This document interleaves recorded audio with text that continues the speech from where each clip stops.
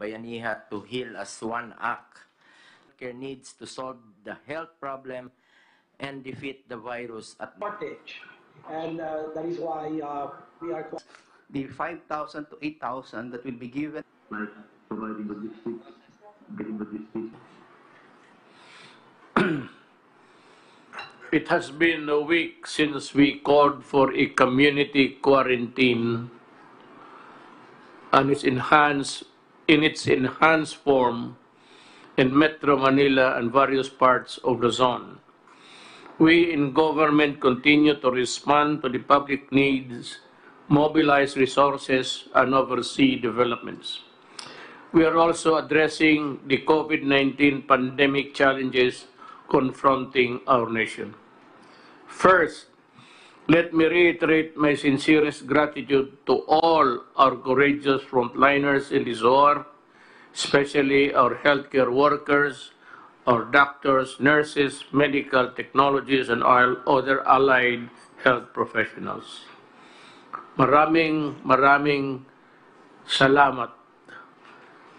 Asahan niyo ang suporta ng inyong gobyerno. I am saddened by the news that the virus has claimed the lives of our doctors along the way.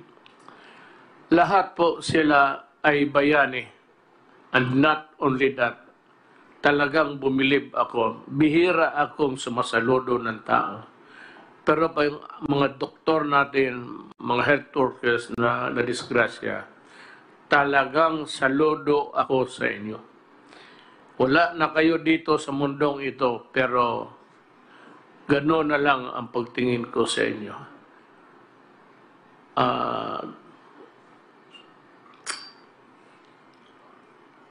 To the able officials and staff of the Interagency Task Force on Emerging Infectious Diseases, thank you for staying on top of the situation. To the brave men and women of the Armed Forces of the Philippines and the Philippine National Police, thank you as well for ensuring peace and order in these trying times.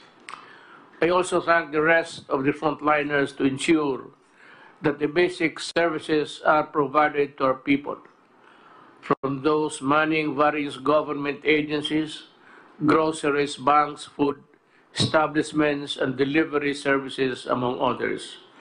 Maraming salamat po. To the gracious members of the private sector who are foregoing profit to elevate the suffering of our people, to the valiant volunteers who are bravely supplementing our frontliners, to the noble civil society organizations who are working tirelessly in calling for donations and performing charity work, thank you very much for your kindness, compassion, and generosity. I especially thank Congress for granting the Executive Department with special powers through the Bayanihan to head as one act, to the Bayanihan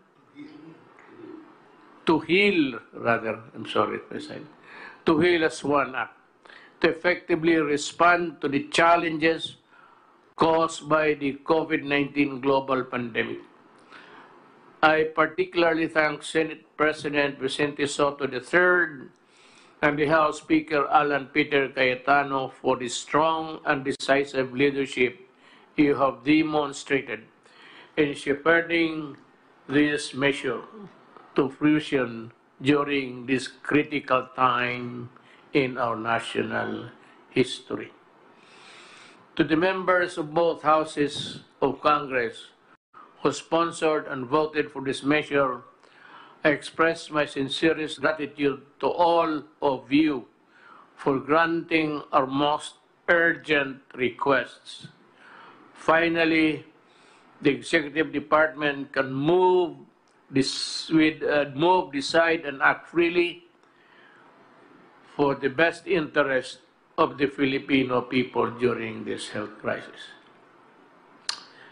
The Department of National Defense and the Department of Interior and Local Government along with the armed forces of the Philippines and the Philippine National Police, are now ramping up the implementation of the National Action Plan, or NAP, as we speak, to reinforce the efforts of the Department of Health in containing COVID-19. Alam mo, tatlo lang yun sila. Department of National Defense, Department of Health, Department of yung kay Rolly, DSWD, and the DILG. One of the most important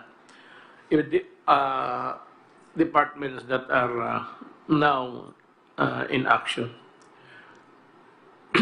Reports on our progress of the National Action Plan will be given regularly by the Secretary of National Defense, serving as the National Action Plan Chair, with the Secretary of Interior and Local Government as Vice Chair.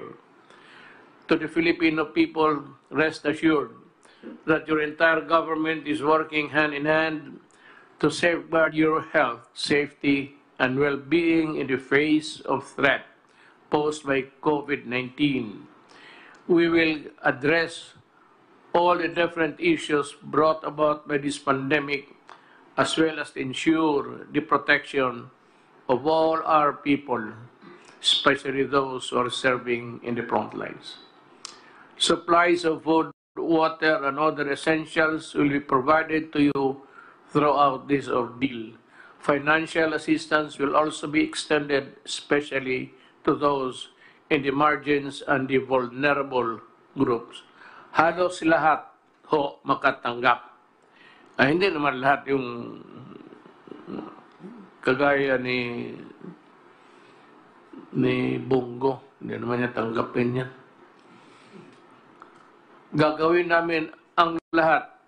Hindi namin kayo pababayan. I now call on every Filipino to participate in this war by following the guidelines and set the national government and your local officials. Nothing is more important than your cooperation. I repeat, stay home, huwag matigas ang ulo.